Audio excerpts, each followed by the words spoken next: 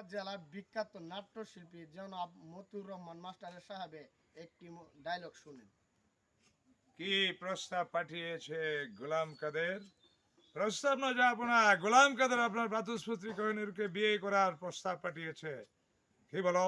এত বড় স্পর্ধা গোলাম কাদের, সে কোহিনূরকে বিয়ে করতে চায়, যার বাবা আমার বাগানের মালিক ছিল। সে জানে না, হ্যাঁ, তার বাবার কিছু বেতন বাকি আছে।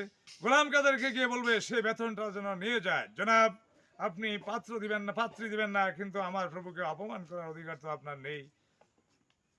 কি বলেছ? ছোটবেলায় কোহিনূরের সঙ্গে খেলা করার জন্য আমি তার চোখ উপড়ে দিয়েছিলাম, সেই কোহিনূরকে বিয়ে করতে চায়। তুমি বলে দিও মুঘলরা মস্কাবে, তবু ভাঙবে না। কোনো অবস্থাতেই গোলাম কাদের হাতে বা শাহ আলমের বাতুস্পৃতিকে তুলে দিবে না। ঠিক আছে প্রভু, আপনি জানেন না গোলাম কাদের কত শক্তিশালী। অবিলম্বে সে দিল্লি আক্রমণ করবে, মুঘল সাম্রাজ্য ভেঙে তছনছ করে জোর করে সে কোহিনূরকে নিয়ে যাবে। সেই আক্রমণ প্রতিহত করার ক্ষমতা আপনার নেই যাবো না। আমি চলে যাচ্ছি, অবিলম্বে দিল্লি আমরা আক্রমণ করব, আপনারা তৈরি থাকেন।